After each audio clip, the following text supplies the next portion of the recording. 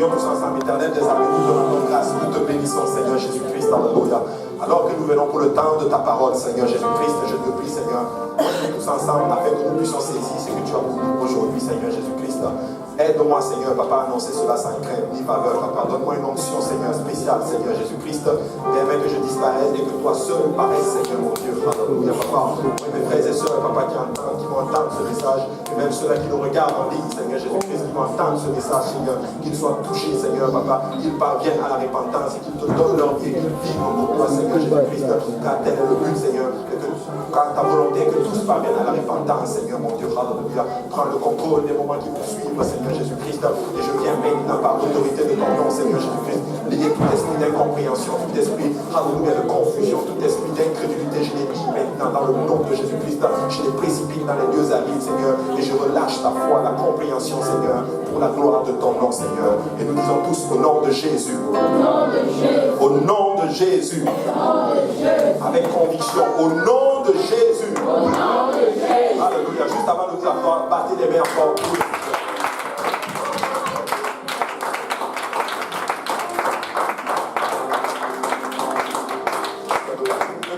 Dans la présence du Seigneur.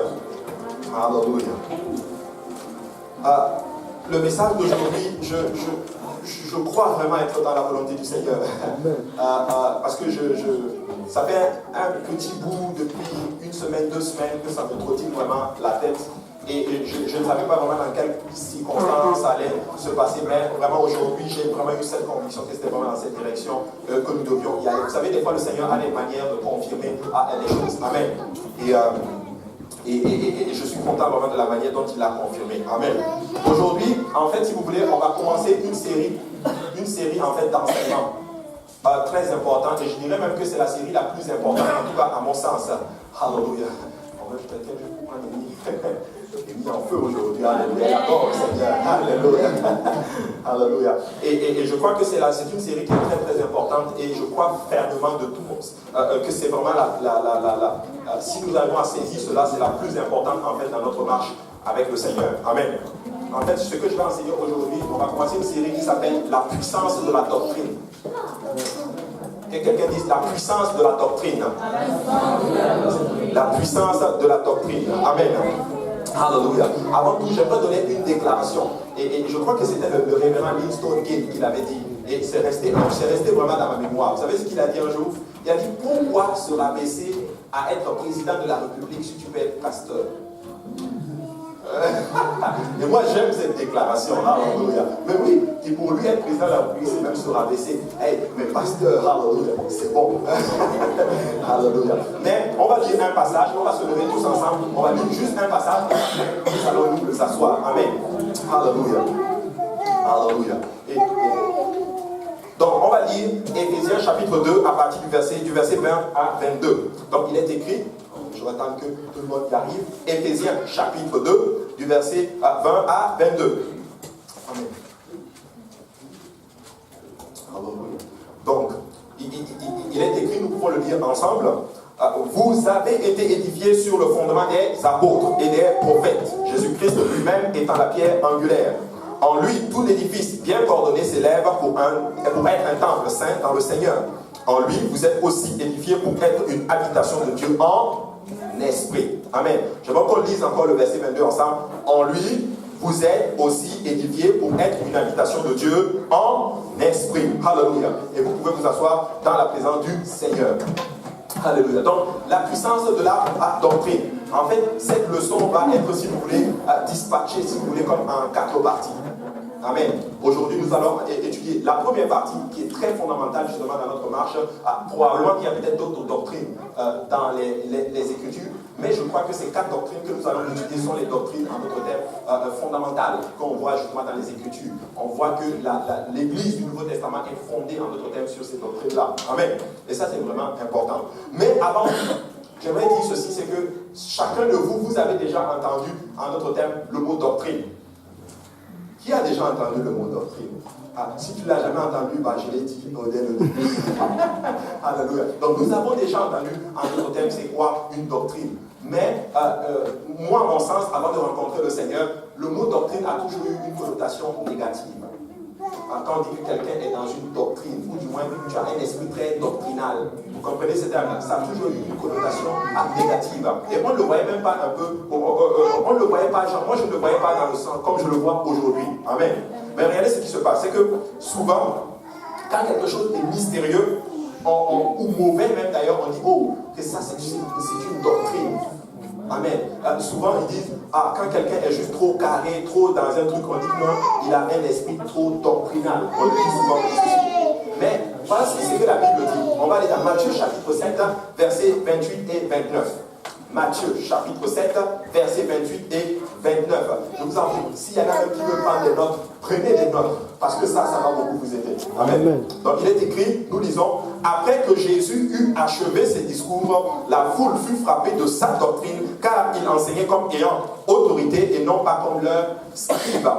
Nous voyons ici, justement, si vous voulez, le discours du Seigneur Jésus-Christ, quand il est monté sur la montagne, il a fait son sermon, son fameux sermon que nous savons, que nous voyons.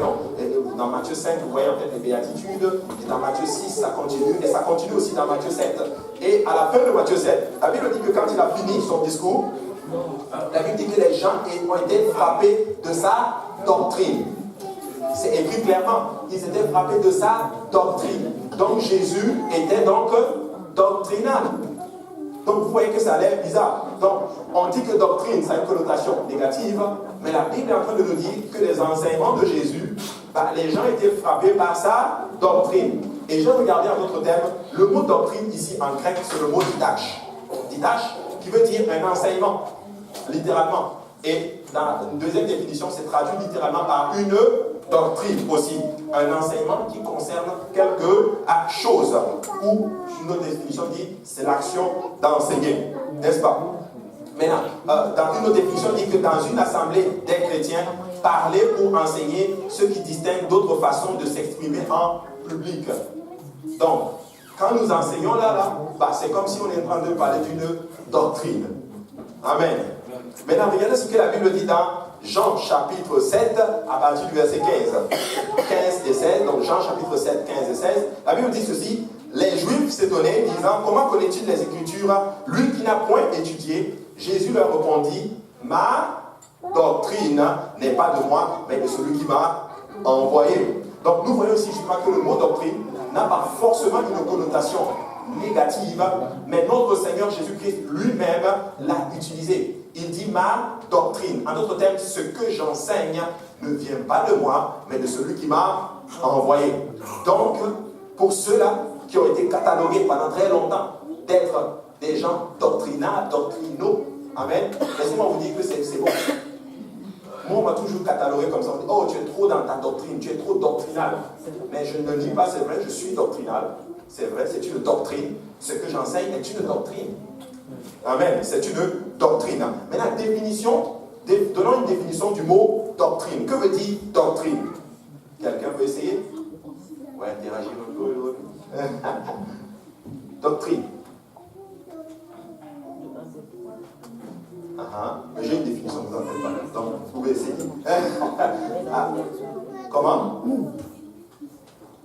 Ok, je veux vous la donner. Oui, merci. On peut définir ça comme étant le fondement sur une croyance. Waouh, il est bon, effectivement. Ou encore, on peut dire une association de puissance pour la même cause.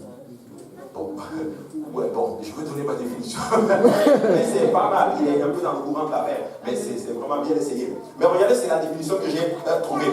La doctrine, c'est l'ensemble des croyances, des opinions ou des principes d'une religion, d'une école littéraire, philosophique, d'un système politique, économique, etc.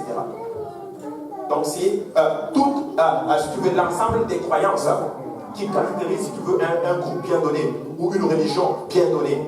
Mais laissez-moi vous dire une chose. Si nous disons que nous sommes chrétiens, nous avons un ensemble de croyances auxquelles nous adhérons.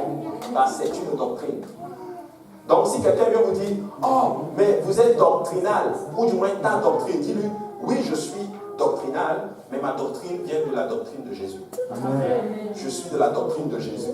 Donc, ce n'est pas forcément négatif comme de catalogue de doctrinal, mais il faut juste être capable à un moment donné de l'expliquer, de dire, tu sais quoi, même Jésus lui-même, on l'a catalogué ainsi. Et si on a catalogué Jésus de doctrinal, écoutez, on va aussi vous cataloguer de doctrinal. Amen.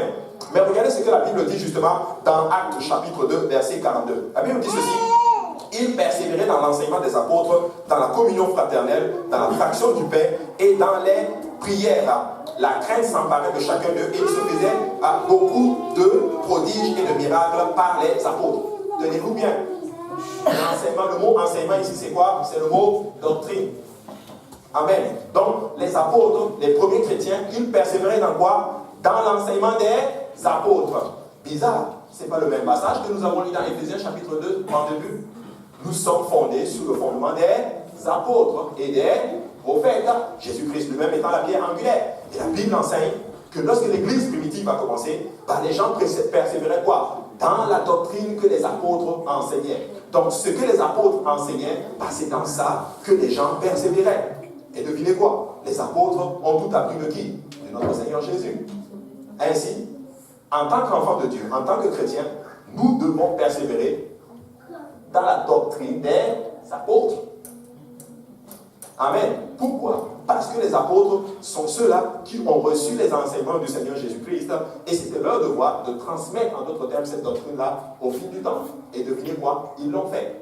Et aujourd'hui, je peux vous assurer que la doctrine apostolique est complètement restaurée. Et nous, en tant qu'enfants de Dieu, nous devons être calés sur la doctrine. Nous devons être solides, en d'autres termes, sur la doctrine. Regardez ce que le verset 43 dit. Alors qu'ils persévéraient là-dedans, dans la communion fraternelle, dans la fraction du pain, la Bible dit que la crainte s'emparait de chacun et il se faisait beaucoup de prodiges et de miracles par les apôtres. Je suis là pour dire ceci. Si on veut voir des prodiges, si on veut voir beaucoup de choses se passer en nous, nous devons d'abord apprendre à être solides sur la doctrine. Alors qu'ils persévéraient dans l'enseignement, la Bible dit qu'il y avait justement de la crainte qui s'emparait d'eux. Et il y avait beaucoup de prodiges qui se faisaient au milieu d'eux. Ça fait vraiment un certain temps que je pense beaucoup au sujet de la puissance et toutes ces choses. Mais j'ai compris une chose, c'est que la puissance vient littéralement de la doctrine. Oui, la puissance vient de la doctrine apostolique. Quelqu'un qui est calé sur la doctrine apostolique est littéralement puissant. On ne peut pas, en d'autres termes, te déraciner, si on peut le dire ainsi. N'est-ce pas ce que l'apôtre Paul a dit? Je ne veux pas que vous soyez ballottés à tout vent de doctrine. Voilà pourquoi vous allez voir des gens, ils sautent d'église en église. Église en église. Pourquoi? Parce qu'ils ne sont pas solides sur la doctrine apostolique. Vous allez voir qu'est-ce qui se passe par la suite. Regardez ce que Paul dit à Timothée dans 1 Timothée chapitre 4, versets 12 et 16. Et là, on va voir beaucoup d'enseignements ici. Là, vraiment, je suis en mode enseignement. Je vous en prie, c'est important de noter. Alléluia. Regardez. Que personne ne méprise ta jeunesse, Paul dira à Timothée. Mais sois un modèle pour les fidèles en parole. En parole. En d'autres termes, le mot parole ici, c'est le mot logos. Quelque chose que tu émets vocalement. Donc, ce qu'il est en train de dire ici, que ce que tu dis, il faut que tu sois un modèle. En d'autres termes, tu dois être capable de respecter tes engagements. Quand tu dis quelque chose, tu dois le faire. Pas seulement en parole, mais aussi en conduite, en charité, c'est le mot agapé, en foi, en pureté. Ici, c'est le mot en pureté, une vie sans péché. Jusqu'à ce que je vienne. Regardez bien. Applique-toi à l'exhortation et applique-toi à la lecture. Dans ce verset, j'ai regardé un peu le sens du mot lecture ici. À la lecture, je pensais que c'était juste lire. Non, c'est applique-toi à la recherche de la connaissance. Atteins la connaissance. Il était en train de dire littéralement à Timothée. Et c'est pas fini. Il dit ceci à l'exhortation, mais aussi à quoi? À l'enseignement. Applique-toi à l'enseignement. Je vais ouvrir une petite parenthèse ici, mes frères et sœurs. Écoutez, vous devez enseigner une étude biblique à quelqu'un. Paul était en train de dire à Timothée, enseigne les études bibliques. Premièrement, qu'est-ce que tu fais? Sois fidèle, sois un modèle en lecture, c'est-à-dire recherche la connaissance et enseigne cette connaissance que tu as eue. En d'autres termes, reçois et redonne. Reçois et redonne. Nous ne devons pas juste nous asseoir et recevoir seulement la parole et on ne veut même pas juste retransmettre cette parole. Je suis là pour dire à quelqu'un, tu es capable d'enseigner une étude biblique. En d'autres termes, ce que tu reçois, tu peux aussi l'enseigner. J'ai beaucoup aimé le témoignage du pasteur Karosi quand il est parti récemment au Congo. Il dit qu'il y a un jeune homme qui est venu, en d'autres termes, je crois qu'il n'avait pratiquement jamais entendu parler du Saint-Esprit. Et le pasteur a prêché sur le Saint-Esprit. Ou je pense qu'il avait prêché sur le... en tout cas, il avait prêché un message. Et je vous assure, le jeune homme a reçu le Saint-Esprit. Il a pris l'enseignement que le pasteur Karosi avait enseigné. Il est parti chez lui. Il a réenseigné ça à sa soeur. Et sa soeur est venue et elle a été remplie du Saint-Esprit.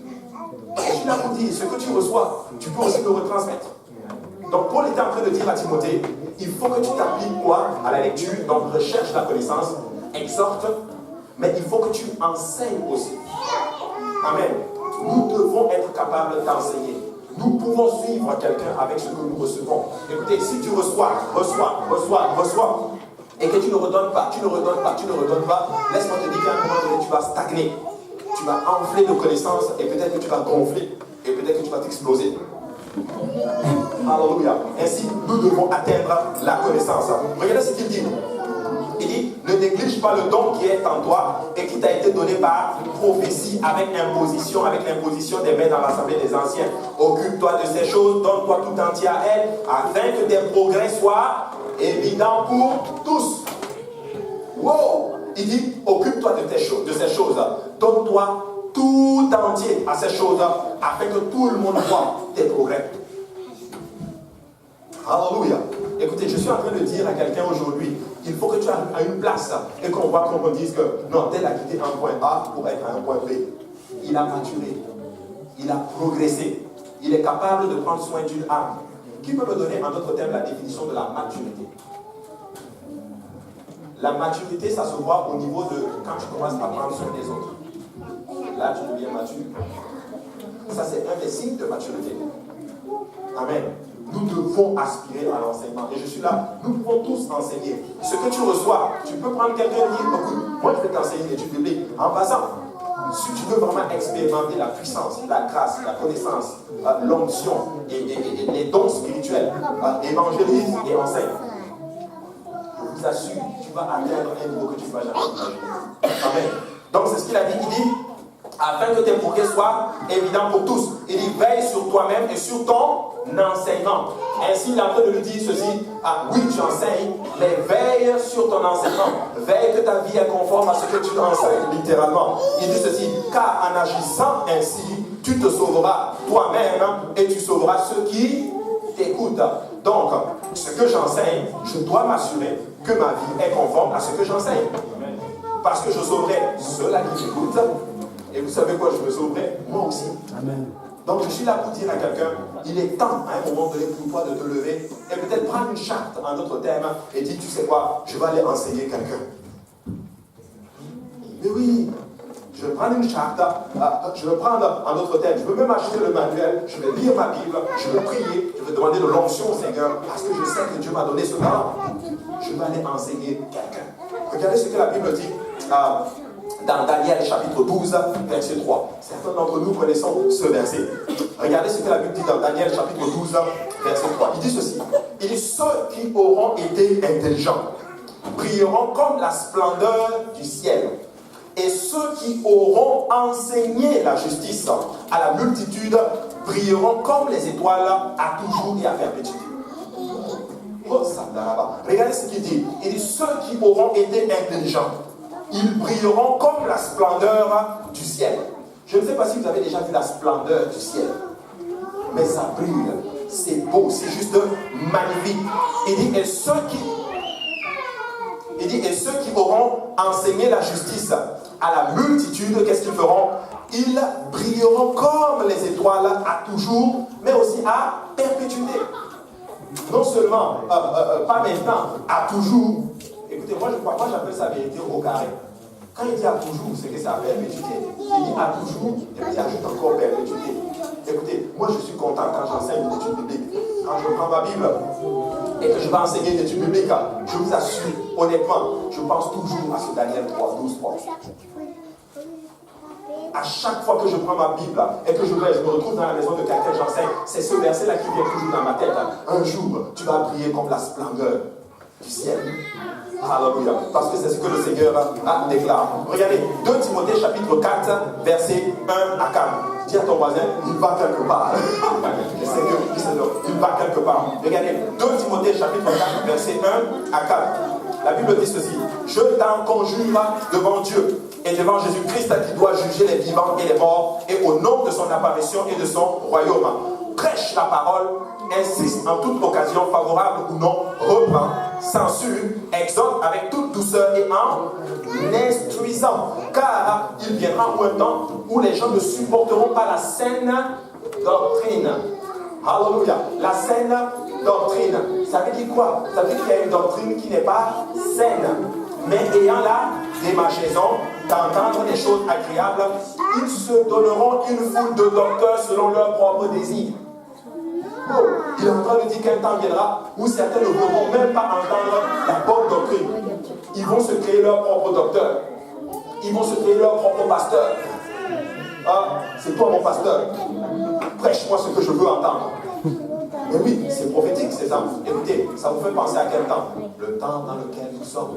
Les gens n'aiment pas en notre terme quand on leur dit la vérité. Écoutez, il y a des gens qui sont venus, on a prêché, mais ils n'étaient pas d'accord avec. Ils sont allés dans une autre église, tu leur demandes, est-ce que tu as trouvé une église? Oui, j'ai trouvé une église. Oh, c'est que le pasteur prêche, ça me convient. Alléluia, j'ai trouvé ma place. Écoutez, tu n'es pas dans une bonne place. En passant, si tu arrives à une place et que le pasteur prêche et que c'est tout le temps bon, pose-toi des questions. Écoutez, il y a des moments où le pasteur prêche et dit, oh man, hallelujah Seigneur, là tu as mis le doigt vraiment sur quelque chose que je ne voulais vraiment pas que tu mettes le doigt, mais béni soit le Seigneur qui a mis le doigt là-dessus, parce que j'ai changé et j'ai grandi dans le Seigneur. Écoutez, aimons ce que l'on nous enseigne, mangeons cela parce que c'est à travers cela que nous grandissons, n'est-ce pas? Regardez ceci, une foule de docteurs selon leur propre désir, détournant l'oreille de la vérité et se tourneront vers les fables. Vers les fables. Ils vont se détourner l'oreille vers la vérité et ils vont se tourner vers les fables.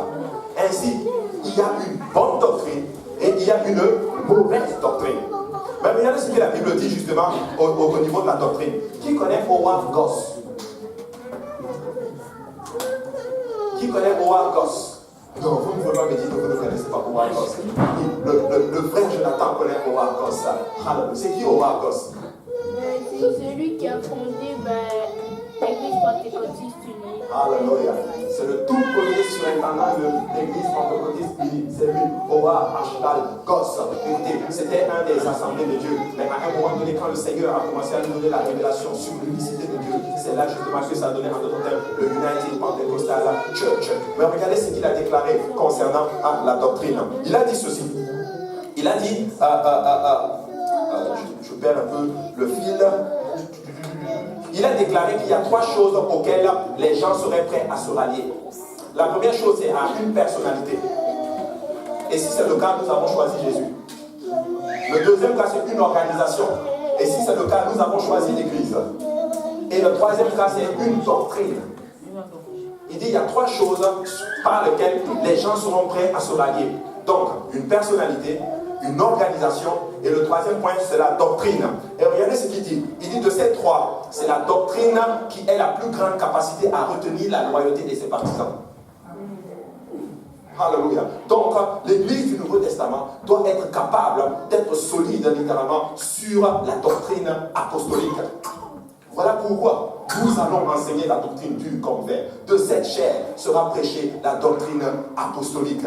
De cette chair, nous allons savoir qu'est-ce que les apôtres ont prêché. Et c'est ce que nous devons aussi enseigner à la multitude. Donc, la doctrine, c'est l'ensemble des croyances qui gouvernent la vie d'une personne. Alléluia. Donc, pose-toi la question maintenant. La doctrine, tout ce qui gouverne ma vie, est-ce que c'est la doctrine biblique ou est-ce que c'est la doctrine mondaine ou est-ce que c'est une autre doctrine? Je ne sais pas. Mais chacun de nous peut répondre à cette question. Mais voici ce que je crois. Je crois que la vérité, c'est le fondement de tout ce qui est éternel. Amen. La vérité, c'est le fondement de tout ce qui est éternel. En d'autres termes, quand je parle d'éternel, je parle de tout ce qui est la vie éternelle. En d'autres termes, tout ce qui touche à Dieu est basé et fondé sur la vérité. Nous devons comprendre que la parole du Seigneur est la vérité et nous devons chercher, en d'autres termes, s'y accrocher. Pourquoi je vais vite? C'est pour nous amener à un endroit. Parce que nous sommes dans un monde, nous sommes à l'ère de la foi facile, littéralement. Nous sommes à l'ère, littéralement, justement, où il y a plein de doctrines qui circulent. Nous sommes à l'ère où il y a une doctrine, je ne sais pas, une doctrine païenne qui circule. Nous sommes à l'ère où la Trinité circule. Nous sommes à l'ère où il y a beaucoup de choses qui circulent. Mais laissez-moi vous dire, alléluia, que nous allons étudier en notre terme le premier fondement, la première doctrine fondamentale en notre terme de l'Église du Dieu vivant, et c'est la doctrine de l'unicité de Dieu. Amen. Écoutez mes frères et sœurs, depuis Genèse jusqu'à Apocalypse, il est question que d'un seul et unique vrai Dieu. Il est question que d'un seul et unique vrai Dieu. Et je suis là pour dire à l'église pentecôtiste unie, à l'église, à l'épouse du Christ, alléluia. Écoute, notre Dieu est le seul et unique vrai Dieu. Notre Seigneur est le seul et unique vrai Dieu. Nous ne croyons pas à une triade de Dieu, nous ne croyons pas à une multitude de Dieu, mais nous croyons en un seul et unique vrai Dieu. Et je connais des gens, et je sais que vous connaissez son nom. Quel est son nom? Jésus. Jésus est le nom de notre Seigneur. Alléluia. Donc l'unicité du Seigneur, c'est la doctrine fondamentale sur laquelle les apôtres c'est la doctrine sur laquelle les apôtres ont fondé en d'autres termes leur enseignement. Regardez ce que la Bible dit dans Jacques chapitre 2 à partir du verset 19. La Bible dit ceci: tu crois qu'il n'y a qu'un seul Dieu, tu fais bien. Les démons le croient aussi et ils tremblent.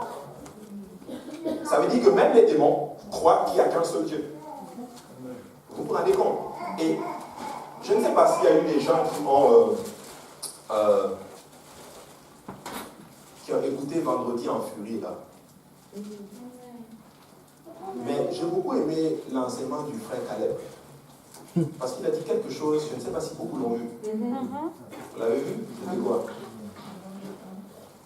C'était le temps. Il a dit quelque chose dans sa prédication qui était toute une révélation. Que les démons, ils connaissent... Même les démons, ils connaissent le temps.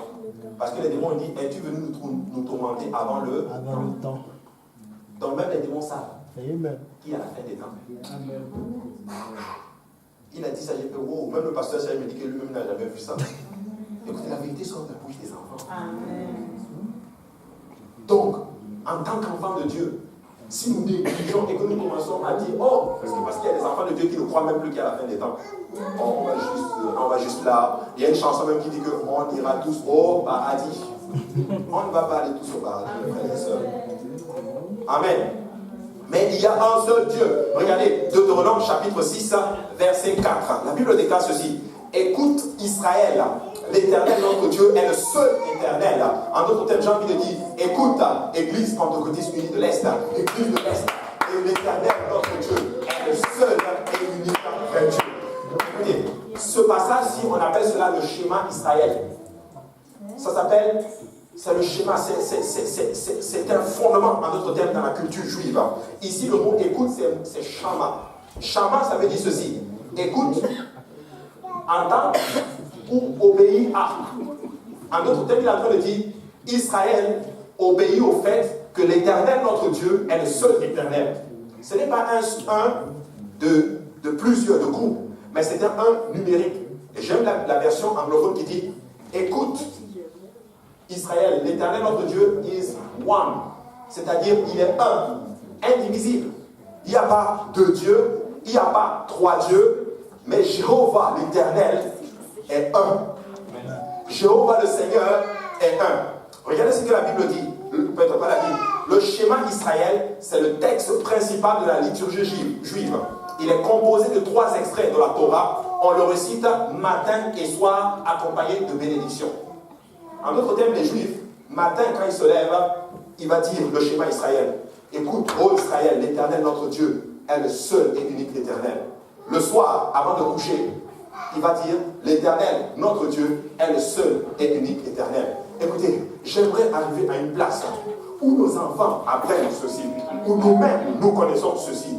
Du matin au soir, nous devons toujours déclarer que l'Éternel, notre Dieu, Jéhovah, le Seigneur, venu en chair, en d'autres termes, Yeshua, Jésus, est le seul et unique Éternel. Le seul Dieu vivant. Alléluia.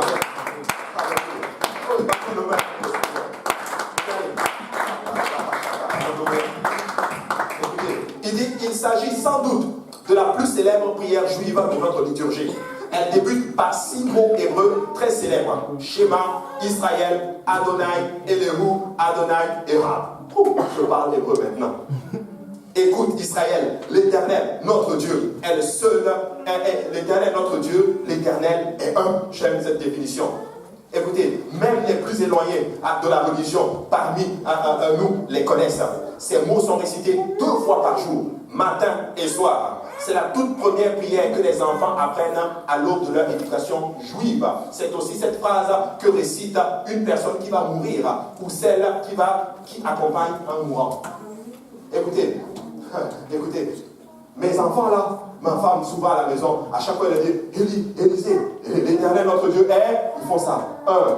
Nos enfants doivent savoir que l'Éternel notre Dieu est le seul et unique vrai éternel. Nous devons inculquer cela à nos enfants. Nous-mêmes, nous devons apprendre à obéir à cela et à l'accepter et dire, l'Éternel mon Dieu est le seul et unique vrai éternel. Et vous allez voir la puissance qui est derrière, dans notre terme, l'unicité. Regardez ce que la Bible dit dans Ésaïe chapitre 37, verset 7. Les Écritures déclarent ceci. Éternel des armées, Dieu d'Israël, assis sur la chérubin, c'est toi qui es le seul Dieu de tous les royaumes de la terre. C'est toi qui as fait les cieux et la terre. Il dit Éternel des armées, Dieu d'Israël, assis sur les chérubins, c'est toi qui es le seul Dieu de tous les royaumes de la terre. Pourquoi je parle de l'unicité aujourd'hui? C'est juste pour dire à quelqu'un, Alléluia, le Seigneur est en train de dire, je suis le seul en notre terme qui contrôle toutes choses. Je suis le seul qui connaît toutes choses. Je suis le seul qui connaît ta situation. Je suis le seul qui peut apporter une solution à ton problème. En fait, quand Dieu dit, je suis le seul éternel, c'est en même temps pour dire que les autres ne sont pas. C'est autres pour dire que tes finances ne sont pas Dieu. C'est juste pour dire que ton argent n'est pas Dieu, ton éducation n'est pas Dieu, ta connaissance n'est pas Dieu, ton intelligence n'est pas Dieu, mais l'Éternel, notre Dieu, est le seul et unique vrai éternel. Regardez, Ésaïe chapitre 44, verset 10. J'aime beaucoup ce passage. Qui est-ce qui fabrique un Dieu ou font une idole pour n'en tirer aucune utilité? Au verset 11, il dit, voici, tous ceux qui y travaillent seront confondus, et les ouvriers ne sont que des hommes. Qu'ils se réunissent tous, qu'ils se présentent, et tous ensemble, ils seront tremblants et couverts de honte. Je ne sais pas si vous avez bien saisi ce que les Écritures sont en train de dire ceci. Il dit, qui est-ce qui fabrique un Dieu, ou font une idole, pour n'en tirer aucune utilité?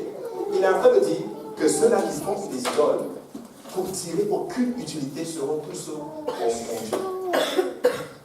Qui est celui qui va faire en d'autres termes une idole de ses propres mains et dire littéralement que ça, c'est mon Dieu. Laissez-moi vous dire que des fois, nous le faisons. Nous faisons des choses de nos propres mains. Et je dis que non, c'est ça mon Dieu. Et je vais vous montrer, je vais vous prouver littéralement que les Juifs, ils l'ont fait dans les Écritures. Ils ont été très graves, ils ont même fait quelque chose de très grave. On va voir si vous le voyez aujourd'hui avec moi. Amen. On va aller dans Exode. Ça vient juste de tomber comme ça dans mon esprit. On va aller dans Exode chapitre 34.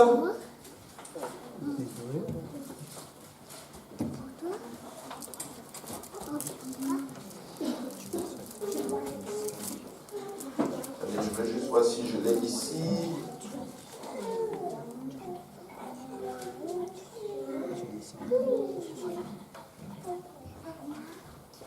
Permettez juste que je le trouve, mon verset. C'est le passage où les enfants d'Israël ils créent le veau d'or. Celui qui l'a, qui peut m'aider à le trouver. C'est dans Exode chapitre. Oui, exactement. Exode chapitre 31. À partir du verset. Commencez à partir du verset 7. Excusez-moi, à Exode chapitre 32, commencez à partir du verset 3. J'aimerais quelqu'un pour m'aider à le lire. Exode chapitre 32, à partir du verset 3. Et tous ôtèrent les anneaux d'or qui étaient à leurs oreilles, et ils les apportèrent à Aaron. Il les reçut de leurs mains, jeta l'or dans un moule, et fit un veau en fonte. Et il dit, Israël, voici ton Dieu, qui t'a fait sortir du pays d'Égypte. Lorsqu'Aaron vit cela, il bâtit un autel devant lui et s'écria, demain, il y aura fête en l'honneur de l'Éternel. Pause. Nous savons tous qu'ils ont fait une grosse erreur ici. Mais moi, j'en vois une deuxième.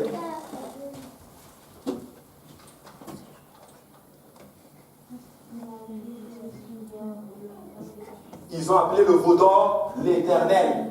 Ils ont pris le nom. Écoutez, littéralement, quand vous allez dans la Bible hébraïque, c'est le nom Jéhovah, littéralement, ou Yahweh. Ils ont pris le nom Yahweh, le nom propre de Dieu, et ils l'ont appliqué en d'autres termes au veau d'or qu'ils avaient créé de leurs propres mains. Faute grave. Voilà pourquoi, quand tu entres dans Deutéronome, le verset qui suit, dans Deutéronome, le Seigneur va commencer à donner justement un autre terme, ces passages. Je suis le seul et l'unique vrai Dieu. L'Éternel est mon nom. En d'autres termes, pour dire, le Yahweh, ce n'est pas le nom de cette divinité, mais l'Éternel, c'est mon nom. Amen. L'Éternel, c'est mon nom. Regardez ce que la Bible dit dans Ésaïe chapitre 43, verset 10. Il dit ceci, vous êtes mes témoins, dit l'Éternel, vous et mon serviteur que j'ai choisi, afin que vous le sachiez, que vous me croyez et compreniez que c'est moi. Avant moi, il n'y a point été formé de Dieu, et après moi, il n'y en aura point. C'est moi qui suis l'Éternel, et hors de moi, il n'y a point de sauveur. Et là, il dit c'est moi qui suis l'Éternel. Littéralement, il est en train de dire, ce n'est pas ce veau d'or qui est l'Éternel, mais c'est moi qui est l'Éternel, et en dehors de moi, il n'y a point d'autre sauveur. Le peuple d'Israël est arrivé à une place où ils ont cru, en d'autres termes, que c'était l'œuvre de leurs mains qui les avait sortis, en d'autres termes, de l'esclavage. Mais c'était l'Éternel des armées, le Seigneur Jéhovah, qui les avait retirés littéralement de la plus grande puissance qu'il y avait, en d'autres termes, sur la face de la terre. Le Seigneur les a arrachés littéralement, comme un tisson qu'on arrache littéralement du feu. Il les a sortis d'Égypte et il les a conduits où? Vers Canaan, vers la terre promise. Et je suis là pour dire à quelqu'un aujourd'hui, si tu es là aujourd'hui, si tu tiens aujourd'hui, s'il y a la santé en toi aujourd'hui, si tes enfants vont bien aujourd'hui, si tu dors bien aujourd'hui, je ne sais pas, tu manges bien, tu as un toit, laisse-moi te dire que ce n'est pas l'œuvre de tes mains, mais c'est le Seigneur, l'Éternel des armées, qui a pourvu à tout ceci pour toi. Et c'est l'erreur que nous devons faire. C'est que nous posons tous Jéhovah est le seul et l'unique Seigneur. Et hors de Jéhovah, il n'y a point d'autre sauveur. Il dit, c'est moi qui ai annoncé, sauvé, prédit. Ce n'est point parmi vous un Dieu étranger. Vous êtes mes témoins, dit l'Éternel. C'est moi qui suis Dieu. Le Seigneur est en train de dire, c'est lui le Seigneur. C'est lui qui restaure ta vie. C'est lui qui pourvoit à ta vie. C'est lui qui guérit ta vie. C'est lui qui te... En fait, c'est lui qui fait tout, littéralement, pour toi. Amen. Mais le problème avec nous, c'est que nous arrivons dans une place où nous produisons des choses et nous disons, Jéhovah a fait pour moi. Alors que Jéhovah n'a rien fait pour toi. C'est juste l'œuvre de tes mains.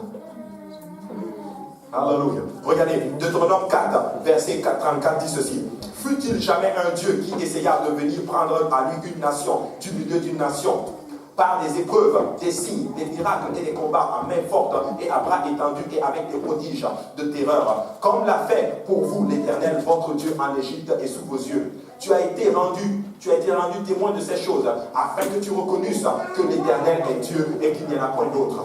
Que l'Éternel est Dieu et qu'il n'y en a point d'autre. Je suis là juste pour dire à l'église de l'Est, alléluia, le Seigneur, notre Dieu, est le seul et unique vrai Dieu.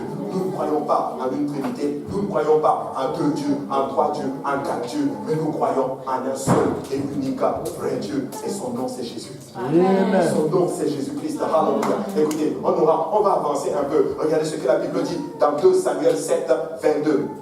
Il dit que tu es donc grand, éternel Dieu, car nul n'est semblable à toi. Et il n'y a point d'autre Dieu que toi, d'après tout ce que nous avons entendu de nos oreilles. Écoute, on a entendu des choses, mais nous savons que, écoute, il n'y a pas d'autre Dieu que toi. J'ai entendu, mais tu sais quoi? Tu es le seul et unique vrai Dieu. Toi seul as fait la terre. Toi seul as fait la terre. Toi seul as fait les cieux et tout ce qui est contenu à l'intérieur. Jéhovah est le seul et unique vrai Dieu. Jéhovah s'est manifesté dans la chair et Jéhovah est venu nous sauver. Donc ça va être la deuxième partie en d'autres termes. Donc la première partie de la doctrine, l'Éternel est Dieu. Il n'y a qu'un seul Dieu. Et nous allons étudier la semaine prochaine la deuxième partie. Si j'enseigne la semaine prochaine, nous allons enseigner que ce Dieu, cet unique et vrai Dieu s'est manifesté dans la chair et est venu nous sauver. Amen. Oh, je ne sais pas pour vous, mais je suis content de connaître ça.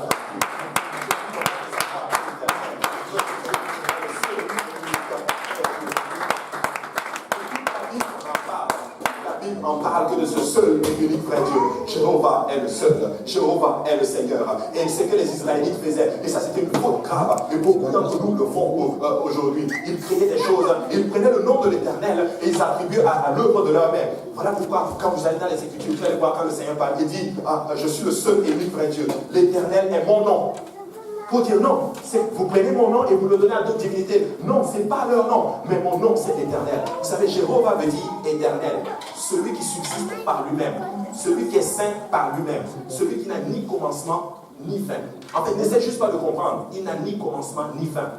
La Bible dit ceci, que au commencement était la parole. Ça dit qu'au commencement, il était. Ça devient compliqué. En fait, la Bible dit ceci, avant qu'Abraham fût, je suis. C'est une faute grammaticale. Mais laissez-moi vous dire que dans le spirituel, c'est une vérité spirituelle. Amen. Avant que Abraham fût, il est déjà. Ça veut dire beaucoup de choses. Ça veut dire qu'il est, les autres ne sont pas. C'est ce que ça veut dire littéralement. C'est ça l'éternel. Écoutez, il y a tellement de révélations dans le nom. Je n'ai pas envie de donner ça maintenant. Je veux vous donner certaines révélations par la suite que le Seigneur m'a montré. J'avais déjà donné à certaines personnes, mais je veux vous le donner. Mais la question que je me pose, d'où est venu ce paganisme?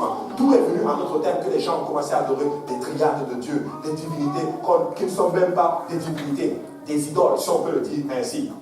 Vous savez, la Trinité, avant de venir, j'ai fait quelques recherches pour savoir d'où vient le mot Trinité.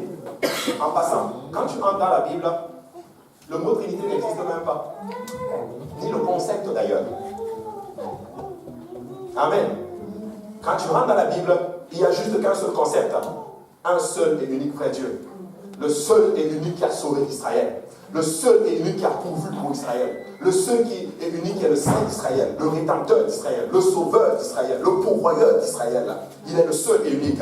Mais d'où vient en d'autres termes c'est paganisme? Écoutez, quand vous étudiez en d'autres termes l'histoire, que ce soit l'Antiquité et toutes ces choses, vous allez vous rendre compte que dans les hommes ont toujours eu comme une manie d'avoir comme des triades de Dieu. Regardez ce que j'ai trouvé. Dans l'Antiquité, dans la religion de la Rome antique, il y avait ce qu'on appelle la triade précapitoline. Vous savez ce que ça veut dire? C'était en fait, si tu veux, un groupe de 3 divinités autour desquelles s'organisait la religion romaine archaïque. Elle comprenait Jupiter, Mars et Quirinus. Donc, Jupiter, Mars et Quirinus. Donc, Mars était le symbole de la force, Jupiter était le symbole de la souveraineté, et Quirinus était le symbole de la production ou de la fécondité. Mais ça c'est pas terminé là. Plus la société avançait, cette triade a été remplacée par une autre triade. Et c'est ce qu'on appelle la triade capitoline. C'est Jupiter, c'est Janon et une autre divinité qu'on appelait Minerve. C'est toujours les mêmes. Souveraineté, fécondité et toutes ces choses. Mais quand tu avances plus loin, et tu vois dans la mythologie germanique, même nordique, tu vas te rendre compte qu'il y a toujours ce qu'on appelle cette triade. Il y a toujours comme 3 dieux. Et tu te demandes d'où ça vient. C'est vraiment le diable, littéralement. Regardez, dans la triade, dans la mythologie germanique et nordique, il y avait une triade qui était représentée par Odin, le dieu suprême qui occupe la place de Jupiter dans la triade capitoline, Tyr ou Thor, dieu de la guerre et de la force, et de la force, comme Mars ou Minerve, la fonction guerrière, alors que Freyr, le dieu de la vie et de la fertilité, représente le 3e élément. Donc, quand tu entres dans la mythologie germanique, il y avait Odin, il y avait Tyr et il y avait Freyr. 3. Tu te dis, mais d'où ça vient cette affaire? C'est pas encore fini. Dans la mythologie celtique, il y avait Taranis et Zeus et il y avait Teutates. C'est pas encore fini. Tu avances plus loin. Chez les hindous, alors, 3. Regardez, j'ai trouvé, l'hindouisme conçoit le Trimurti. 3 formes, en fait, Trimurti, ça veut dire 3 en sanskrit. Une triade divine comprenant Brahma, Vishnu et Shiva. Vous vous rendez compte? Des divinités, tu ne sais pas. Toujours 3. Mais regardez ce que j'ai trouvé comme information. Regardez, le mot Trinité n'appartient pas au vocabulaire du Nouveau Testament. Écoutez, c'est même pas, j'ai vu ça sur Wikipédia. Le mot Trinité, la phrase ci, le mot Trinité n'appartient pas au vocabulaire du Nouveau Testament, ni au dogme originel des premières communautés chrétiennes.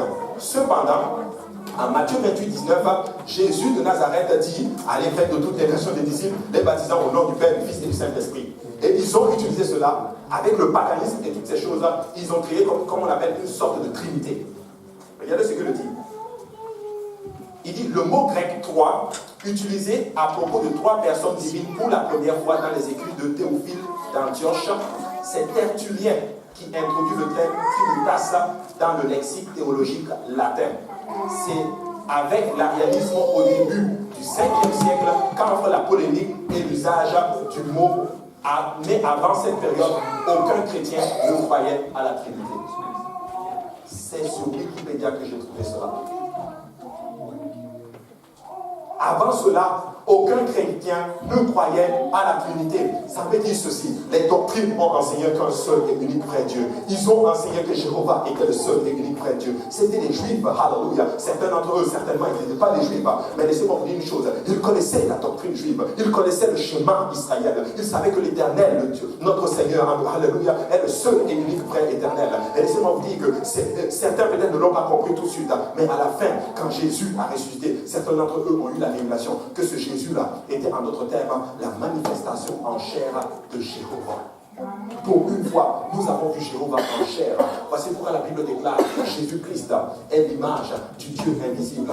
Jéhovah est esprit, il est invisible, mais pour venir sur la terre, il a fait une image dans le ventre de Marie. Mais laissez-moi vous dire que lui qui est esprit est entré pleinement dans ce corps et il est venu sur la terre. Mais quand tu voyais Jésus, ce n'était pas le corps en lui qui était Dieu, mais c'était l'esprit en lui, en d'autres termes, qui était le Dieu tout-puissant. N'est-ce pas ce que la Bible déclare? Dieu était en Christ, réconciliant le monde avec lui-même. Écoutez, la chair n'est pas Dieu.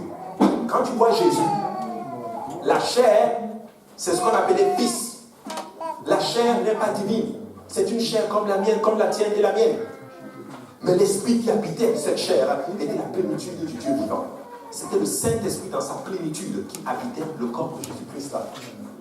En d'autres termes, Jésus est Dieu lui-même. Jéhovah lui-même manifesté dans la chair. D'où le nom Yeshua. Pour dire littéralement, Jéhovah est devenu notre sauveur. Oh, regardez ceci. Vous la connaissez certainement, mais je veux voir si certains d'entre vous s'en rappellent. Frère Jules, peux-tu me donner mon arche, s'il vous plaît? Je sais que tu as souvent la photo de mon arche, mais je veux voir si vous l'avez. Quelqu'un ouvre Jean 12.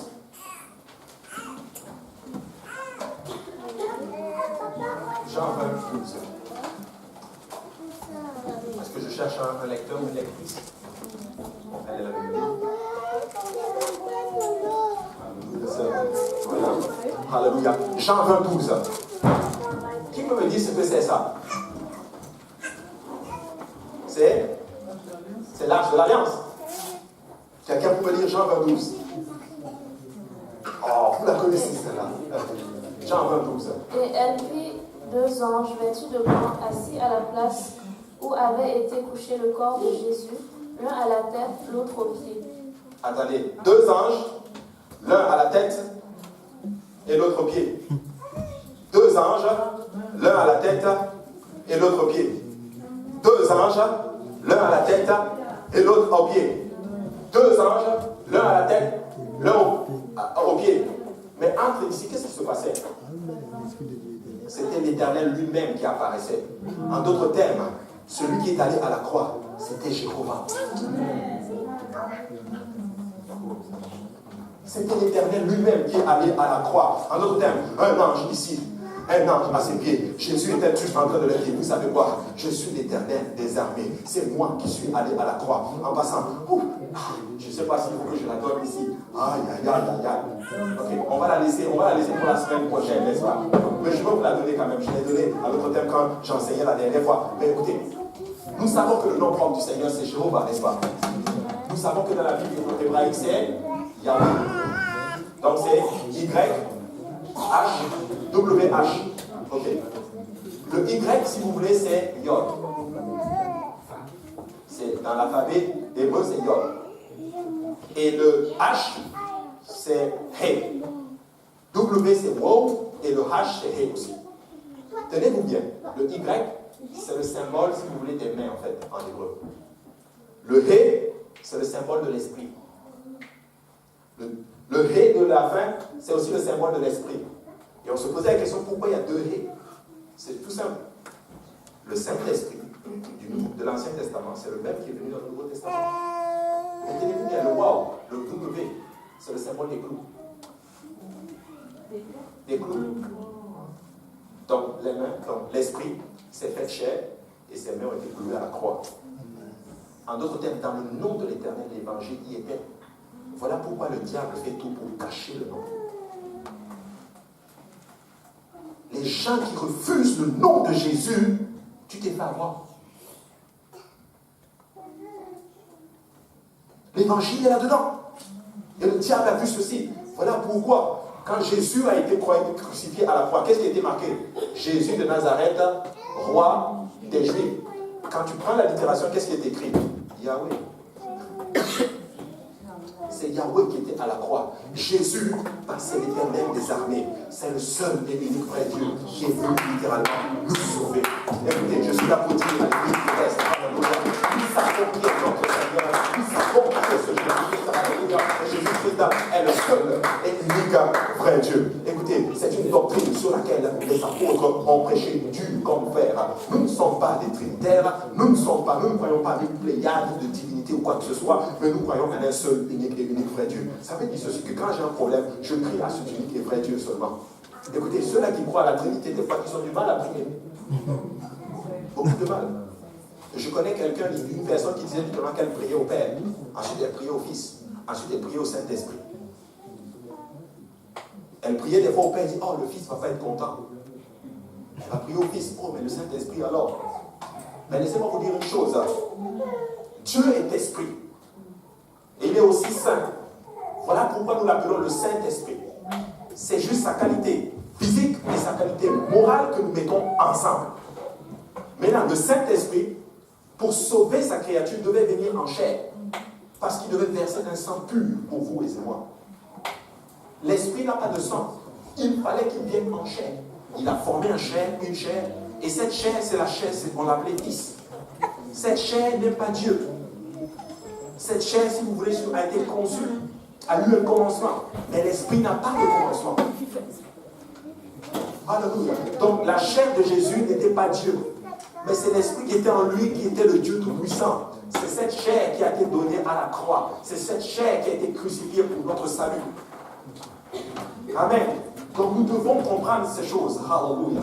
Nous devons comprendre ces choses. Donc en d'autres termes, Jésus, il est le Père dans la création. Quand il a tout créé, il est notre Père.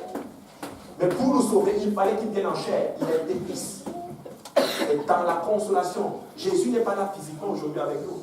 Il est là comment? En esprit. C'est juste des terminologies. Quand je dis, je peux dire, on a une terminologie, on dit qu'il y avait une forte présence du Seigneur parmi nous. J'aurais pu dire qu'il y aurait une forte présence de Jésus parmi nous. Mais si je dis par exemple, Jésus était parmi nous, il y en a certains qui vont se retourner, mais il est où? C'est une terminologie. Donc quand je dis le Saint-Esprit, c'est Dieu dans une action spirituelle. Le Fils, c'est Dieu dans la rédemption. Le Père, c'est Dieu dans la création. Il y a un seul Dieu qui a joué trois rôles. Je suis Père, je suis en même temps Fils. Mais il y a un nom qui me révèle, c'est Abba. Donc, le Père, le Fils et le Saint-Esprit, il y a un nom qui les révèle. C'est Jésus. Alléluia. Église de l'Est, je veux que vous compreniez ces choses. Notre Dieu est le seul et unique vrai Dieu. Je veux que vous compreniez que nous croyons en un seul et unique vrai Dieu. Et nous devons être calés là-dessus. Une fois j'enseignais une étude biblique. Alors, maintenant je vais pour le Seigneur.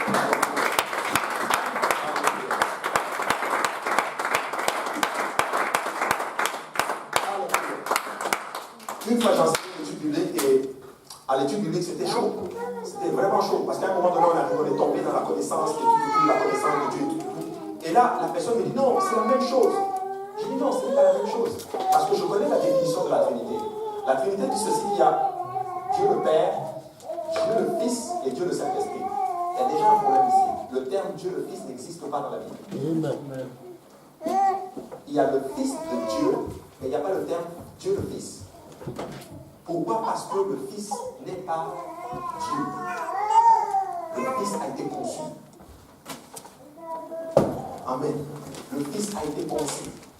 Et là, on parlait, il me dit, non, pourquoi c'est si important pour toi? J'ai dit, c'est important pour moi parce que c'est le fondement de ma foi. La Bible dit que nous avons Abraham est notre père. Vous savez ce que ça veut dire? Abraham est le père de notre foi. Abraham croyait en un seul Dieu, nous croyons en un seul Dieu. Il est le père de notre foi.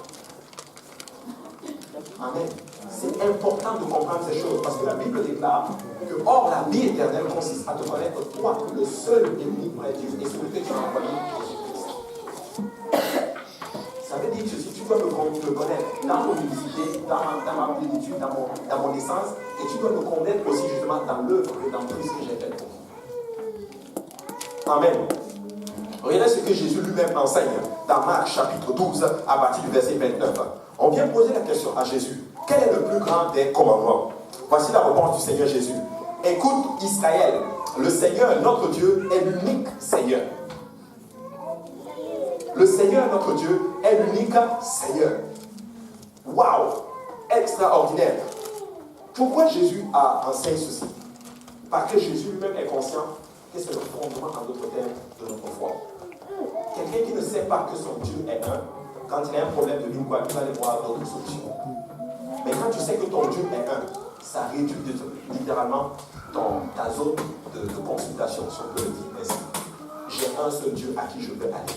Et son nom, c'est Jésus. Regardez ceci. Récemment, le Seigneur m'avait montré quelque chose dans les Écritures concernant toujours le nom. Vous avez tous fait l'étude biblique et dans Matthieu chapitre 4, le diable vient tenter notre Seigneur Jésus après qu'il ait jeûné, n'est-ce pas? Mais dans une partie, Jésus dit ceci, il tente le Seigneur Jésus, transforme ses pierres en pain et mange-les. Et qu'est-ce que Jésus déclare?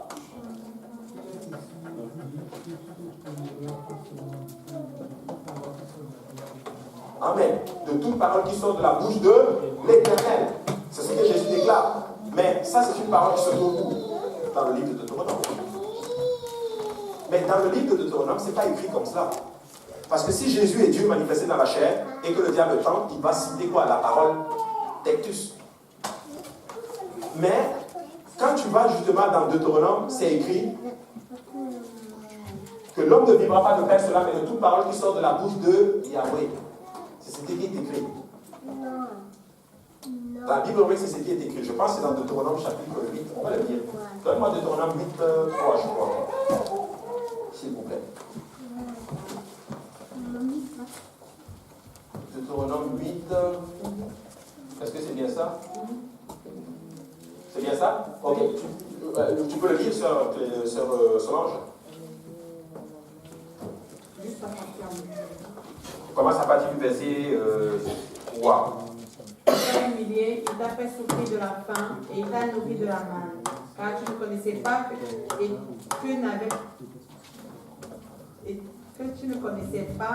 et que n'avais pas connu tes pères, afin de t'apprendre que l'homme peut vivre non seulement de pain, mais de tout ce qui sort de la bouche de l'Éternel. Amen. Ici, c'est traduit par l'Éternel. Mais quand tu vas dans la Bible hébraïque, c'est traduit littéralement de sang qui sort de la bouche de Yahweh. Mais quand tu vas dans Matthieu chapitre 4, moi je suis convaincu que quand le diable est venu tenter Jésus, moi je suis convaincu que Jésus a littéralement cité Deutéronome 8.3, que de toute parole qui sort de la bouche de Yahweh. Je suis convaincu que c'est ce que Jésus a dit. Mais dans les traductions, ils ont juste traduit le mot Yahweh par l'Éternel. C'est juste pour dire on ne traduit pas un nom. Parce que là, ça met beaucoup de confusion. Parce que quand tu vas en grec, le mot éternel, c'est le mot kurios. C'est Dieu lui-même. On ne traduit pas un nom. Ils auraient dû dire littéralement que Jésus a dit que de toute parole qui sort de la bouche de Yahweh. Pourquoi je parle de cela? Parce que quand tu ouvres les Écritures et que tu vas dans le livre de Philippiens chapitre 2, vous allez voir quelque chose de particulier. Donne-moi Philippiens chapitre 2. Philippiens chapitre 2. Commence à partir du verset 9.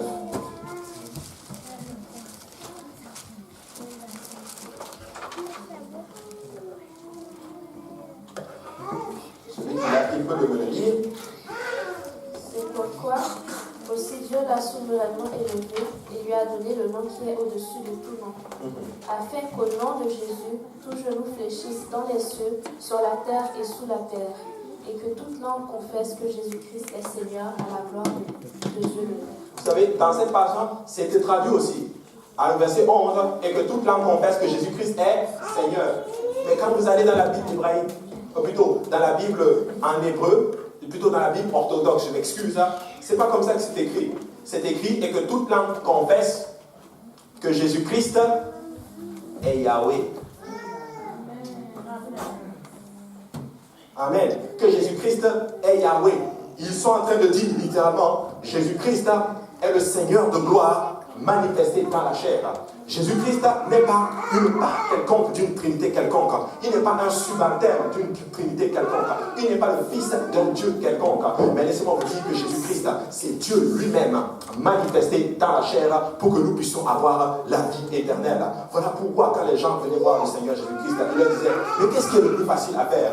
De dire à cet homme, lève-toi et marche, de pardonner littéralement ses péchés. Il est en train de dire, ça m'est facile de tout faire. Je peux pardonner tes péchés comme cela. Je peux en d'autres termes te guérir comme cela. Je peux parler sur ta vie comme cela. Je déclare et les choses arrivent. Je suis littéralement Yahweh. Celui qui m'a vu a vu le Père. Celui qui m'a vu a vu l'Éternel des armées. Celui qui m'a vu a vu le Dieu Tout-Puissant. En d'autres termes, si tu as un problème aujourd'hui, n'essaie pas d'aller vers un père quelconque. N'essaie pas d'aller vers quelqu'un quelconque. Mais laisse-moi te dire que si tu as un problème, tu peux aller vers ce Jésus-Christ. Parce qu'en Jésus-Christ, nous avons tout pleinement. En Jésus-Christ, nous avons tout ce dont nous avons besoin. Je ne sais pas qu'est-ce que tu recherches, mais laisse-moi te dire que tu dois savoir, alléluia, que Jésus-Christ est la solution à ton problème, que Jésus-Christ est la plénitude littéralement de la divinité. Voilà pourquoi nous invoquons tout le temps le nom de Jésus-Christ. En passant, on nous appelle même les Jésus seuls. J'ai envie de dire, nous sommes les Jésus tout. Nous voyons Jésus en tout. Jésus dans le nom de Jésus, Jésus dans le baptême, Jésus dans le Saint-Esprit, Jésus lorsque je danse. Tout ce qui m'arrive, c'est Jésus. Appelez-moi Jésus même, parce que je porte le nom de Jésus-Christ. Je suis un enfant de Jésus. En fait, tu es Christ manifesté dans la chair. C'est toi qui représente Jésus-Christ. Voilà pourquoi, mes frères et sœurs, ne jouez pas avec le nom de Jésus-Christ. Sachez une chose, le nom de Jésus-Christ est le nom, alléluia, qui restaure. C'est le nom qui guérit. C'est le nom qui bénit. Quand tu dis au nom de Jésus-Christ et que tu as été baptisé au nom de Jésus-Christ, quelque chose va se passer. Quand le démon se pointe, tu dis au nom de Jésus, tu tombes, il tombe là, maintenant. Tu passes par un moment difficile, au nom de Jésus-Christ, la situation se règle.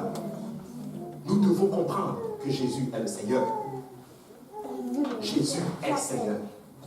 Jésus est Seigneur. Et c'est ce que les Juifs n'avaient pas compris. Et c'est ça qu'ils ne voulaient pas. Comment se fait-il que ce monsieur de 33 ans passe l'Éternel des armées? Tu te rends compte? Tu es sur ta fenêtre. Tu vois un monsieur de 33 ans qui est en train de passer. La Bible déclare qu'il n'a ni beauté ni éclat pour attirer le regard. Mais c'est ton Créateur qui est en train de marcher. Peut-être certains même passaient comme ça et disent, oh, pourquoi tu le déranges même? Ton Dieu. Ni beauté, ni éclat pour attirer le regard. Il a été humble. Et il est venu sur cette terre pour nous sauver. Je suis là pour dire à quelqu'un, arrête de te plaindre un peu. Arrête de te plaindre. Parce que tu n'as pas souffert comme Jésus-Christ. Il a mis sa gloire de côté pour que nous puissions avoir la vie éternelle. Mais si nous allons monter dans le Seigneur, nous devons d'abord comprendre et apprendre à savoir que Jésus-Christ est le Seigneur. Jésus-Christ est la vie éternelle. Écoutez, Jésus-Christ fait ces choses. Il y a des témoignages que je vous les raconte. Vous n'allez juste pas le croire.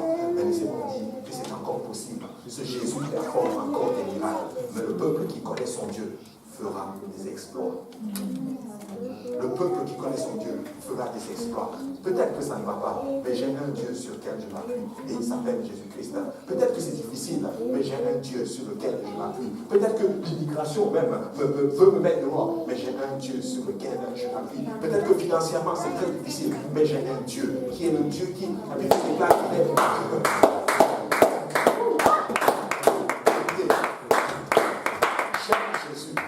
J'aime la vie en Jésus-Christ parce qu'en Jésus, j'ai tout pleinement. En Jésus, j'ai la restauration. En Jésus, j'ai la paix. En Jésus, j'ai tout ce que je désire, littéralement, en Jésus. Écoutez, David a dit ceci. Je n'ai pas vu un serviteur de l'Éternel mendier sa subsistance. Quelqu'un qui sait Dieu de tout son cœur, de toutes ses forces. Le Seigneur va toujours te rencontrer au lieu de tes besoins. Quand tu déclares sur ta situation, écoute situation, l'Éternel, mon Seigneur, est le seul. Et ce n'est pas toi qui dirige ma vie, c'est lui qui dirige ma vie. Écoutez, le jeune, il a prêché à notre thème dimanche soir, pas ici, mais à l'église de Saint-Laurent-Belati. Il a dit, vous savez quoi, l'esprit d'humilité, c'est un esprit qui place Christ sur le trône. C'est quand tu arrives à une place, tu dis, Seigneur, écoutez, ce que Dieu recherche, c'est des gens. Écoutez, la Bible dit ceci que le temps vient où les vrais adorateurs adoreront en esprit et en vérité. Je reste convaincu que ça parle de la doctrine en vérité, mais pas seulement de la doctrine. Mais c'est des gens qui sont vrais. Ce que Dieu recherche, c'est des gens qui disent, je n'ai personne d'autre que toi. C'est ce que Dieu recherche. Des gens qui sont capables de se mettre à genoux et dire, Seigneur, voici mon problème. Toi seul peux le résoudre. C'est ça l'humilité. C'est-à-dire que tu reconnais que en fait, tu sors littéralement du trône de ta vie et tu places Christ sur le trône de ta vie. Là, tu commences à adorer Christ en esprit et en vérité. Nous avons besoin de Jésus. Nous allons faire ce miracle dans le nom de Jésus-Christ. Nous allons prêcher le nom de Jésus-Christ. Alléluia. Nous allons prêcher ce nom. Écoutez, je crois que le grand réveil dont on parle, le réveil de la fin des temps, vous savez c'est quoi? C'est la révélation du nom de Jésus-Christ. Beaucoup, quand ils vont atteindre la révélation, ils voudront que ce nom soit invoqué sur eux. Voilà pourquoi il déclare que le temps viendra où le nom de l'Éternel sera le seul et unique nom. Tout le monde comprendra que Jésus-Christ est le nom qui sauve. Ils viendront, ils vont appeler le pasteur. Pasteur, baptise-moi au nom de Jésus-Christ. Et ils vont s'assurer à ce que le nom qui va être invoqué soit le nom de Jésus-Christ. Pas au nom du Père, du Fils et du Saint-Esprit, mais la révélation du nom. Quand nous allons atteindre cela, écoutez, quand vous sortez, prêchez le nom de Jésus-Christ. Quand vous prêchez, prêchez. Quand tu élèves Christ, il se pointe. Il dit, lorsque je serai élevé, j'attirerai beaucoup à moi. Écoutez, tu évangélises, parle que de Jésus. Élève le nom de Jésus. Écoute, Jésus est bon, Jésus est puissant. Il va étendre sa main sur toi. Il va te rencontrer au lieu même de tes besoins. Il va rentrer dans ta famille. Il va restaurer ton mariage. Il va restaurer ta famille. Jésus est le Dieu tout-puissant. Jésus, oh Jésus. Tu parles seulement de Jésus, Jésus. Jésus, oh Jésus. Jésus, oh Jésus. Le diable commence à notre terme. Tu vas voir que l'esprit va commencer à notre terme. L'atmosphère spirituelle va commencer à être bizarre. Pourquoi? Parce que les esprits commencent à shaker. Parce qu'au nom de Jésus, les démons tremblent. Ils disent, mais qu'est-ce qui se passe? Pourquoi il a tout à dire ce nom-là? Il y a des démangeaisons ici. En fait, il faut juste qu'on parte.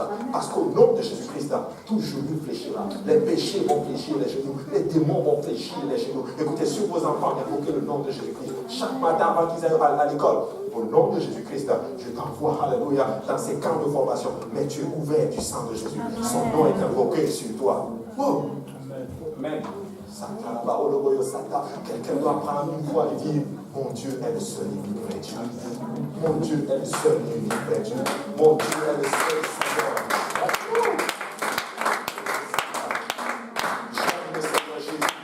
J'aime le Seigneur Jésus et son nom est le nom qui est au-dessus de tous les noms. Et j'ai bientôt terminé. L'unicité de Dieu, Paul lui-même l'a enseigné. Nous avons vu notre Seigneur Jésus-Christ l'enseigner. Mais Paul lui-même en parle. Regardez ce que la Bible dit dans Galates chapitre 3, verset 20. Il dit, or le médiateur n'est pas le médiateur d'un seul, tandis que Dieu est un seul. Alors, le médiateur n'est pas le médiateur d'un seul, tandis que Dieu est un seul. Vous savez ce que ça veut dire? Le médiateur ici de qui parle? Il parle de Dieu lui-même dans la chair. Donc Dieu dans la chair est le médiateur pour tous. Mais Dieu est un seul. Dans sa divinité, il est le seul. Mais en tant que médiateur, il est le médiateur pour tous. C'est juste des rôles. Dans tel rôle, oublie. Il y a juste le seul qui joue ce rôle. Personne ne peut jouer ce rôle. Écoutez, moi je vois la Bible comme un film. Ça prend des acteurs pour performer telle chose. Mais le problème, c'est qu'il y a des rôles que personne ne peut jouer. Vous savez quoi? Il joue ses rôles en même temps. Il est en même temps le juge, en même temps l'agneau, en même temps le lion, en même temps le juge qui juge les sacrifices. Ça veut dire qu'il est à la croix. Et en même temps, sur le trône. En train d'accepter le sacrifice. En train de verser le sang. En même temps, écoutez, c'est ça la beauté de Christ. Il est souverain sacrificateur. En même temps, l'agneau. Vous savez, pour donner un sacrifice, ça prend un sacrificateur, ça prend un agneau, ça prend un tabernacle, ça prend toutes ces choses, des ustensiles. Il était tout en tout. Il était l'agneau. Il était en même temps le tabernacle, en même temps le sacrificateur qui entre dans le lieu saint, en même temps celui qui se manifeste au milieu. Écoutez, Christ est là. Amen.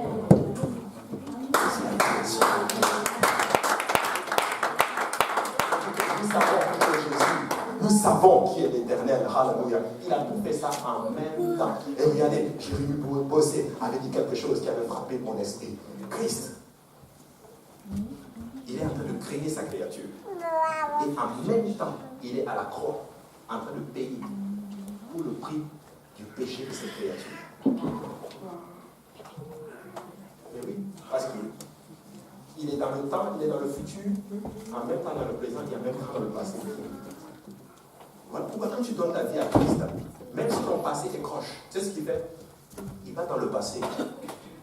Il va défaire ce que les sorciers, les marabouts, les mauvais, les féticheurs, tout ce qu'ils ont fait pour cacher ta vie. Ils captent toutes leurs affaires. Et il revient dans le futur, dans le présent. Dans le présent, quand tu ne te sens pas bien, il te donne la paix. Mais comme ton futur est un peu genre proche, qu'est-ce qu'il fait? Il rentre dans le futur. Et il influence ton futur. Alors que tu étais en train d'aller en enfer, tu sais quoi? Je vais juste changer ta direction pour que tu entres.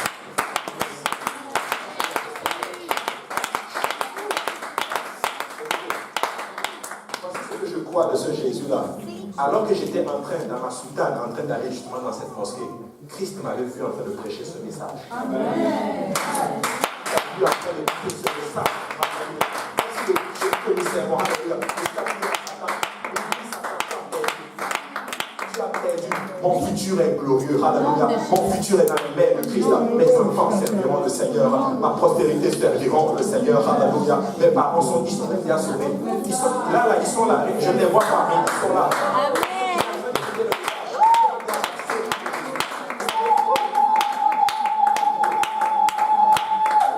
Regardez ce que le Seigneur m'avait fait. Oh, j'ai beaucoup aimé le message du pasteur Kaozi le premier jour. Prophétise. Et voici ce que Ézéchiel fait. Regardez, le Seigneur nous avait montré cela quand il était parti aux États-Unis.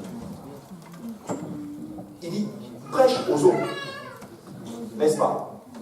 Il prêche aux eaux et ça marche. Parle, prophétise. Il dit, maintenant parle à l'esprit. Il dit, parle à quelque chose que tu ne vois pas. Vous savez, cette salle est vide. Mais moi, je les vois. En fait, je les prêche même l'évangile. Mais pas encore. Ils sont baptisés de l'évangile.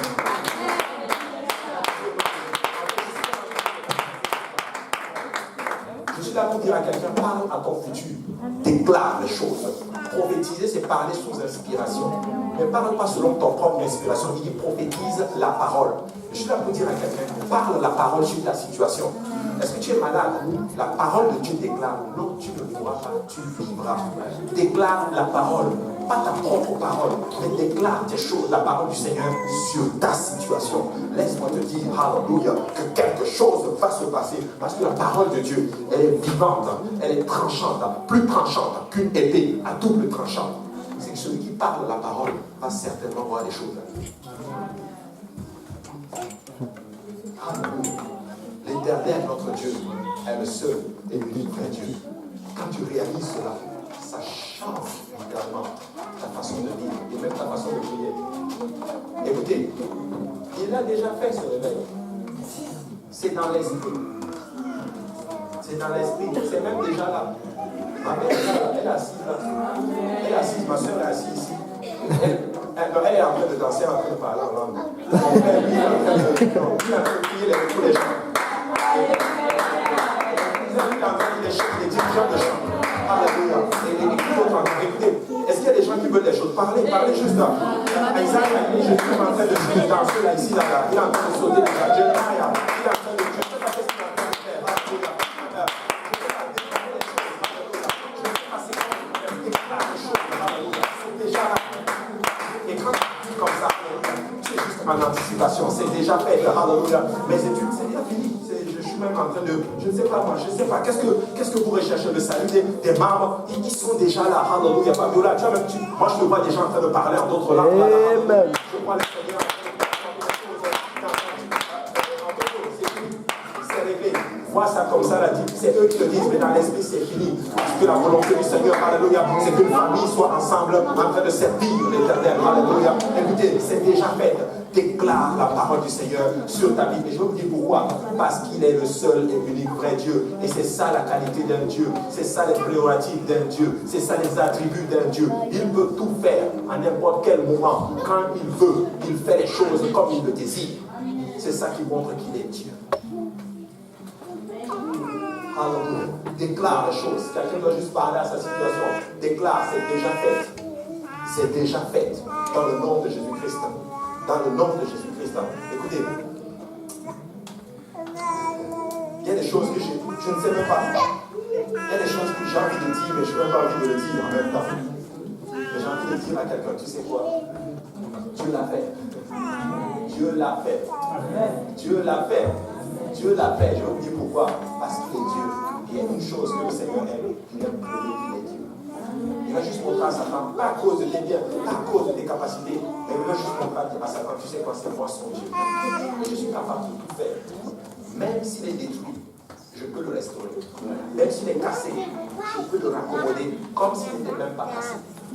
Je peux le restaurer comme s'il n'avait jamais été, en d'autres termes, brisé. Alléluia. J'aimerais juste qu'on reste la tête à nous. Mais j'aimerais que quelqu'un déclare les choses. Tu n'es même pas obligé de le déclarer à haute voix. Déclare ces choses-là. Parle à Dieu, parle à l'Esprit aujourd'hui. Déclare les choses. Je les vois déjà, Seigneur. Je vois ma famille déjà sauvée. Je vois ma situation complètement restaurée. Je vois littéralement, alléluia, je me vois en train de servir le Seigneur à une autre dimension. Je me vois en train d'enseigner une étude biblique à quelqu'un. Je me vois en train d'amener quelqu'un dans la maison du Seigneur. Je me vois en train, alléluia, de prendre soin d'une âme. Je me vois littéralement en train de servir le Seigneur à une autre dimension. Alléluia. Je me vois en train de faire ces choses-là. Pourquoi? Parce que tu es le seul et unique vrai Dieu, Seigneur. Et toi seul es capable de faire ces choses. Quelqu'un doit juste s'arrêter un moment et savoir que l'Éternel est Dieu. Alléluia, Seigneur. Alléluia, Jésus. Alléluia, Seigneur. Alléluia. Nous le déclarons, Seigneur. Nous le déclarons, Seigneur. Nous le déclarons, Seigneur. Tu es le seul et unique vrai Dieu, Papa. Tu es le seul. Tu es capable de performer n'importe quel miracle. Tu es capable de sauver. Tu es capable d'apporter la vie là où il n'y a pas de vie, Seigneur. Tu es capable d'apporter la lumière là où il y a les ténèbres, Seigneur Jésus-Christ. Tu es capable d'apporter la restauration là où tout est brisé. Parce que tu es le seul et unique vrai Dieu. Parce que toi seul, Papa, alléluia, Papa, a fait ces choses. Toutes ces choses sont l'œuvre de tes mains, alléluia. Tu déclares dans ta parole, Seigneur, alléluia. Tout ce qui concerne l'œuvre de tes mains, alléluia. Qu'on te donne des ordres, Seigneur Jésus-Christ. Et nous venons, Seigneur Jésus-Christ, pas sous le bras de la foi, Seigneur. Nous venons déclarer, alléluia, Papa, que tu sauves déjà les membres de nos familles, Seigneur. Que tu performes un réveil sans président ici à l'église de l'Est, Seigneur Jésus-Christ, alléluia. Que tu élèves, Papa, des pasteurs, Seigneur Jésus-Christ. Que tu élèves des évangélistes, Seigneur Jésus-Christ. Des prophètes, Seigneur, qui seront des garants de la doctrine, Seigneur, Papa. Que tu t'élèves, Seigneur, mon Dieu, alléluia. Et l'église est complètement restaurée, Papa. Je viens, Seigneur, contre toute situation, alléluia, Papa, financière, difficile, Seigneur Jésus-Christ. Et je viens parler maintenant, Papa, sous le bras de la foi, Seigneur Jésus-Christ. Je viens parler, alléluia, Papa, l'abondance, alléluia, pour ton œuvre, Seigneur, dans le nom de Jésus-Christ, dans le nom de Jésus-Christ. Je viens appeler maintenant, alléluia, la santé, dans le corps, alléluia, de quelqu'un aujourd'hui, Seigneur Jésus-Christ. Je viens appeler maintenant, Seigneur, alléluia, la quiétude dans la vie de quelqu'un aujourd'hui, Seigneur, par l'autorité de la parole, de ta parole, Seigneur. J'appelle maintenant, alléluia, la restauration complète, Seigneur, dans la famille de quelqu'un, alléluia, au nom de Jésus-Christ, alléluia. Même ceux qui nous regardent en ligne, Seigneur, alléluia, j'appelle ta restauration complète, j'appelle la révélation maintenant, Seigneur, dans leurs pensées, Papa, dans le nom de Jésus-Christ, dans le nom de Jésus-Christ, parce que tu es le seul et unique vrai Dieu, parce que tu es le seul et unique vrai Dieu. Alléluia, alléluia. Alléluia. Et je vais terminer avec ceci. Alléluia. Si on peut se lever tous ensemble dans la présence du Seigneur. Je vais demander à la musique de venir. Alléluia. On va lire un passage. Éphésiens 4:4. La Bible dit ceci. Il y a un seul corps et un seul esprit. Comme ainsi vous avez été appelés à une seule espérance par votre vocation. Il y a un seul Seigneur. Une seule foi, un seul baptême, un seul Dieu et Père de tous, qui est au-dessus de tous et parmi tous et en tous. Un seul Seigneur, une seule foi, un seul baptême, un seul Dieu et Père de tous, qui est au-dessus de tous et parmi tous et en tous. Ça veut littéralement tout dire. Il est parmi nous, il est en nous, il est au-dessus de nous, il est en haut, il est en bas, il est devant, il est à gauche, il est à droite, il est derrière, il est partout. Juste pour dire à quelqu'un, tu n'as pas, tu ne dois pas avoir de la tête. Il est partout. Et il est pour toi. Et dessus quoi? Il est en toi. Si tu n'as pas le Saint-Esprit aujourd'hui, ce Dieu-là veut être en toi. Au-delà de toi, en haut de toi ou en bas de toi, il veut être en toi. Et c'est la promesse du Seigneur pour lui, parce qu'il est le seul et unique vrai Dieu. Alléluia. L'autel est ouvert. Alléluia, Jésus. Alléluia, Jésus. Alléluia. Alléluia, Jésus. Je vous accorde, Seigneur, notre relation, Seigneur, mon frère et à ma soeur aujourd'hui, Seigneur Jésus. Alléluia. Alléluia, Jésus.